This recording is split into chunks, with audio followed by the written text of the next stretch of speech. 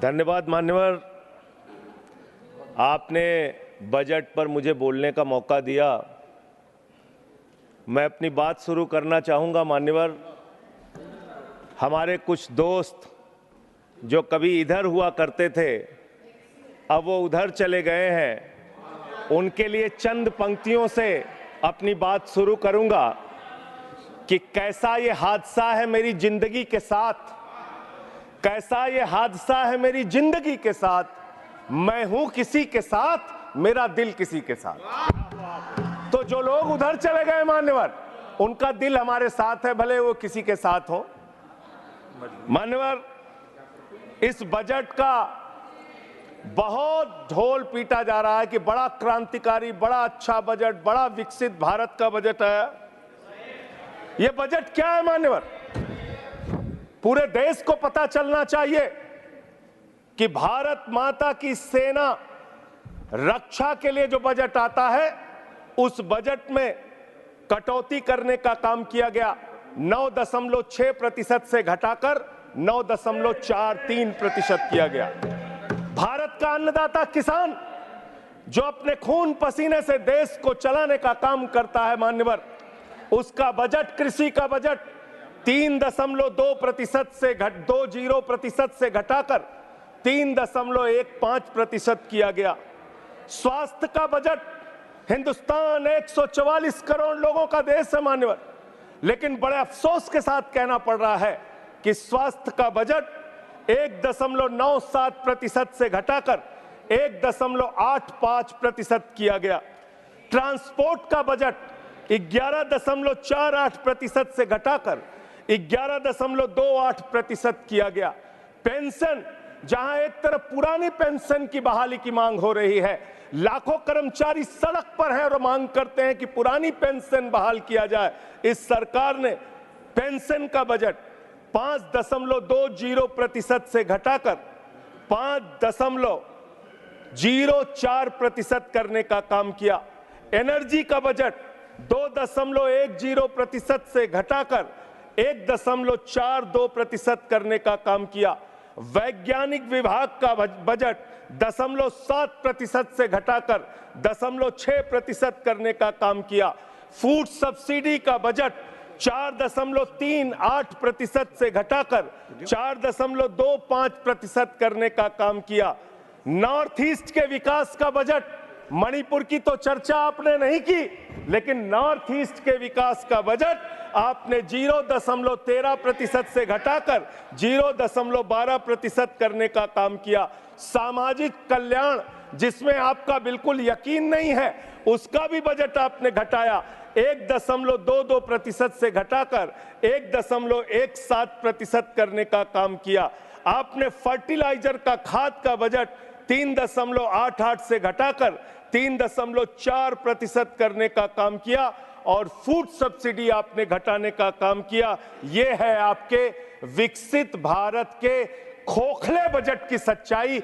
हर वर्ग को आपने चोट पहुंचाने का काम किया मान्यवर। आप कहते हैं आप दुनिया की 5वीं बड़ी अर्थव्यवस्था है, 5वीं बड़ी अर्थव्यवस्था है।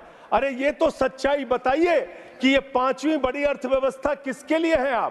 आपने चंद पूंजीपतियों का 16 लाख करोड़ रुपए माफ किया। ये इस देश की सच्चाई है। आपने 16 लाख करोड़ रुपए पूंजीपतियों का माफ किया।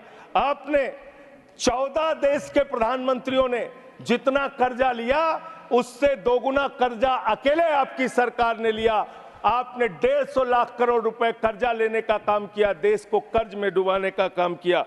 मान्यवर, मैं बताना चाहता हूं इस सरकार से किन किन वर्गों को उम्मीद थी। इस सरकार से उम्मीद थी देश के अन्नदाता किसानों को कि आप एमएसपी दोगुना करेंगे। आपने एमएसपी दोगुना नहीं की, आपने किसानों की फूड सब्सिडी का काटने का काम किया, फर्टिलाइजर सब्सिडी काटने का काम किया, कृषि क्षेत्र को देने वाले बजट को खत्म करने का काम किया। बेरोजगारों को उम्मीद थी, 10 साल में आपने कहा था मान्यवर 20 करोड़ नौकरियां देंगे, 20 करोड़ नौकरियां आपने नहीं दी। फिर नौजवानों ने कहा नौकरी दो, नौकरी दो। फिर आपने कहा पकौड़ा तल लो, पकौड़ा तल लो। फिर आपने कहा पान की दुकान लगा लो, पान की दुकान लगा लो। फिर आपने कहा 4 साल की नौकरी कर लो सेना में, 4 साल की नौकरी। मैं मान्यवर आपके माध्यम से भारत के प्रधानमंत्री से बड़ी विनम्रता पूर्वक पूछना चाहता हूं, देश के प्रधानमंत्री को 73 साल की उम्र में तीसरी बार प्रधानमंत्री बनना है, लेकिन किसान का बेटा नौजवान सेना में 4 साल की नौकरी करेगा, ये भेदभाव क्यों है? मैं पूछना चाहता हूं मान्यवर, आपके माध्यम से इस सरकार से जानना चाहता हूं, अगली योजना क्या आएगी आपकी? आप कह रहे हो इंटर्नशिप योजना, ट्रेनिंग योजना, 5,000 रुपए की ट्रेनिंग ले लो, 5,000 रुपए की ट्रेनिंग ले लो। मान्यवर 5,000 रुपए की ट्रेनिंग 500 बड़ी कंपनियों में आप देंगे, मुझे भारत की 100 कंपनियां आप बता दीजिए जिसमें एक कंपनी में आप 4,000 ट्रेनी रख सकते हैं। एक कंपनी बता दीजिए जिसमें आप 4,000 प्रशिक्षु आप रख सकते हैं ट्रेनिंग के तौर पे। ये भी आपका आंकड़ा सिर्फ एक जुमला है, इसके अलावा कुछ नहीं है। आज अब मुझे लगता है एक ही योजना बाकी रह गई है मान्यवर, वो योजना है कि हमारी भारत की सरकार, आदरणीय नरेंद्र मोदी जी की सरकार अगली योजना लेके आएगी कि इस देश के नौजवानों को मुफ्त में 5 करोड़ कटोरा बांटा जाएगा। भीख मांगो योजना, भीख मांगो योजना लाने का काम ये लोग करेंगे। मान्यवर इस देश में आपने अर्थव्यवस्था को लेकर कहा पांचवी बड़ी अर्थव्यवस्था है, वो 5वीं बड़ी अर्थव्यवस्था का लाभ किसको मिल रहा है? आपके चंद पूंजीपति मित्रों को, जिसका 16 लाख करोड़ रुपए आपने माफ किया, जो हजारों करोड़ लूटकर हिंदुस्तान से चले गए। मान्यवर मैं बड़ी विनम्रता पूर्वक कहना चाहता हूं, मित्रों बड़ी डिलीटेड जी, डिफिकल्टी। ठीक है सर। मान्यवर मैं बड़ी विनम्रता पूर्वक आपके माध्यम से पूछना चाहता हूं, क्या इस देश की अर्थव्यवस्था में रेहड़ी पटरी वालों का कोई योगदान नहीं? जो 10 करोड़ रेहड़ी पटरी वाले पूरे देश में हैं, उनका कोई योगदान नहीं है क्या मान्यवर? वो भी सरकार को टैक्स भरते हैं। आपकी सरकार उनको भी फूटी आंख से देखना नहीं चाहती। आपने रेहड़ी पटरी वालों को कहा अपने नाम के आगे नेम प्लेट लगाओ, अपने नाम के आगे नेम प्लेट लगाओ। हिंदू हो कि मुसलमान, दलित हो कि पीछे, आदिवासी हो, क्या हो ये बताओ। मैं पूछना चाहता हूं आपके माध्यम से सरकार के कहना चाहता हूं मान्यवर, अगर नेम प्लेट लगवाना है तो लगवाइए गले में नेम प्लेट, नीरव मोदी के गले में नेम प्लेट लगवाइए कि 20,000 करोड़ रुपए हिंदुस्तान का वो बाकी है। लगवाइए नेम प्लेट 10,000 करोड़ रुपए विजय माल्या हिंदुस्तान का बाकी है। लगवाइए नेम प्लेट गले में ललित मोदी के कि 3,000 करोड़ रुपए हिंदुस्तान का लूट के भाग गया। लगवाइए नेम प्लेट मान्यवर। मैं कहना चाहता हूं नितिन संदेशरा के कि वो 6,000 करोड़ रुपए हिंदुस्तान का लूट के भाग गया। लगवाइए नेम प्लेट अडानी के कि 2.5 लाख करोड़ रुपए का कर्जा आपने एक आदमी को दे रखा है। लगवाइए नेम प्लेट उन पूंजीपतियों को जिन्होंने हिंदुस्तान की बैंकों को खाली करने का काम किया। मान्यवर एक सेकंड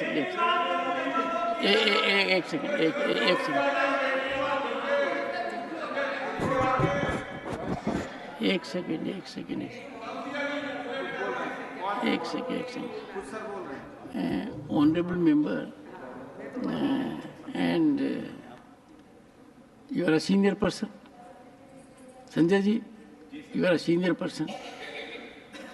धारा प्रवाह में आप काफी कुछ कह गए फिगर्स के बारे में, बाकी तो you can make your point, no difficulty about it। One second, so the figures which you have given, you will have tough time in proving them, because these have been taken in stride. So all that will be deleted, and we will, unless you have real, factually firmed up material, use a name. Make your point. ठीक है sir, ठीक है sir, thank you sir, make your point. Thank you sir. मानवर मैं तो ये कहना चाह रहा था आपके माध्यम से कि इस तरह के काम देश के अंदर नहीं होने चाहिए। भारत एक धर्मनिरपेक्ष राष्ट्र है और हम जानते हैं अपनी सामाजिक व्यवस्था में, मैं जानता हूं इनके मन में दर्द होगा मान्यवर, अभी चुनाव हारे हैं ये उत्तर प्रदेश में, तो वहां पर अगर कोई बोर्ड लगाएगा जाटव ढाबा, एक सेकंड, जाटव ढाबा कोई लगाएगा, कोई अपने ढाबे के आगे अगर वाल्मीकि ढाबा लिखेगा तो आप लोग उसके यहां खाने नहीं जाओगे। मैं जानता हूं आपकी मानसिकता। आप वो लोग हैं जिन्होंने भारत के तत्कालीन राष्ट्रपति श्री रामनाथ कोविंद जी को प्रभु श्री राम के मंदिर के शिलान्यास में नहीं बुलाया। आप वो लोग हैं जिन्होंने मौजूदा राष्ट्रपति श्रीमती द्रौपदी मुर्मू जी को राम मंदिर के उद्घाटन में नहीं बुलाया। आप दलितों से, पिछड़ों से, आदिवासियों से, अल्पसंख्यकों से, मुसलमानों से नफरत करने का काम करते हैं। यह आपकी सच्चाई है। इसलिए नेम प्लेट मत लगवाइए। नेम प्लेट लगवाना है तो जिन्होंने देश की बैंकों को लूटा है उनका नेम प्लेट लगवाइए। और मान्यवर, मैं आपसे, आपके माध्यम से इस सरकार से कहना चाहता हूं, इनका बजट पढ़ रहा था मान्यवर, जेलों को भी इन्होंने कम बजट दिया। अरे जेल का बजट तो बढ़ा दीजिए, 300 करोड़ रुपए जेल का बजट बढ़ा दीजिए। अरे अभी हमको जेल में भेजा है, कल तुमको जेल में आना है, तुम सबको जेल में आना है। जेल का बजट बढ़ा दो, जेलों को ठीक कर दो, अगला नंबर तुम्हारा है, तुम्हें जेल में आना है। इसलिए कम से कम जेलों को तो ठीक कर दो, अगला नंबर तुम्हारा।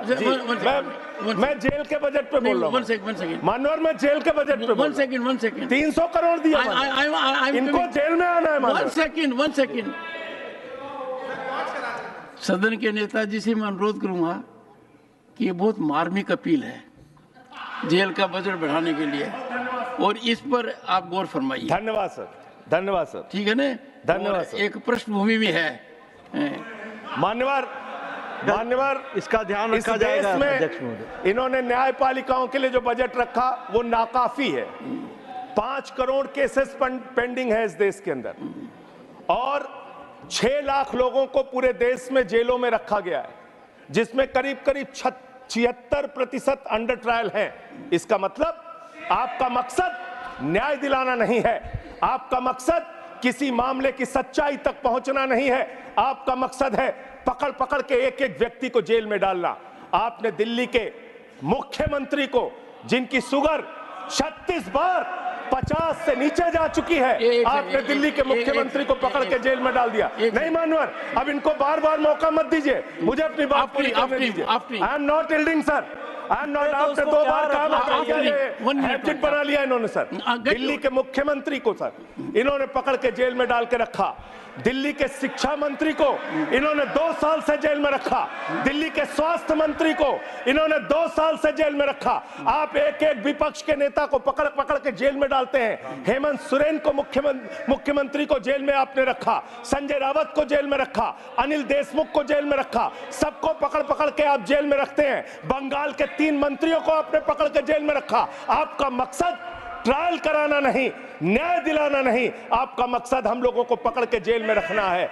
जितना जेल में डालोगे, मैं आपसे कहना चाहता हूं, जितना जेल में डालोगे उतना गर्त में जाओगे। जिसने भी ये राजनीति की है उसका समापन हो गया है। अभी 240 पे पहुंचे हो, कल 24 पे पहुंचोगे, इसके बाद 2 पे भी आओगे। मैं तो 1-2 मिनट और मैं बस कह के अपनी बात खत्म करूंगा, मेरे टाइम में से उसको काट लीजिएगा। मान्यवर, भेदभाव की बात, सबसे भेदभाव इनको करना है।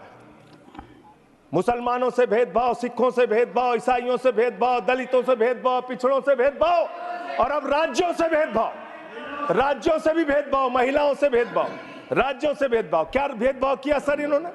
2,32,000 करोड़ रुपए, 2,32,000 करोड़ रुपए दिल्ली के लोगों ने सरकार के केंद्रीय खजाने में टैक्स के रूप में दिया, जीएसटी और इनकम टैक्स के रूप में। बदले में हमको कितना मिलता है? 0। 9 साल से आप दिल्ली को बजट नहीं देते। पंजाब के लोग, बस मेरे में से काट लीजिएगा सर, 1-2 मिनट काट लीजिएगा, पार्टी के उसमें से काट लीजिएगा। पंजाब के लिए सर, पंजाब का किसान अपना खून पसीना बहा के खेत में गेहूं पैदा करता है, धान पैदा करता है। आपने 8,000 करोड़ रुपए पंजाब के विकास का पैसा रोक रखा है, विपक्ष के राज्यों का पैसा आपने रोक रखा है। ये भेदभाव क्यों कर रहे हैं आप क्यों कर रहे हैं? आप लिखते हैं राज्यों के विकास से देश का विकास है, ये आप राज्यों का विकास कर रहे हैं।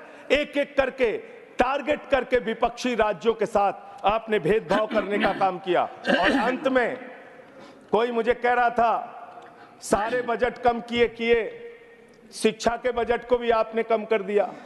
मैंने इन लोगों से कहा शिक्षा से इनका कोई लेना देना नहीं है, शिक्षा से इनका कोई लेना देना नहीं। मान्यवर, क्यों लेना देना नहीं है? क्योंकि दिल्ली विश्वविद्यालय में मनुस्मृति पढ़ाने जा रहे हैं ये लोग।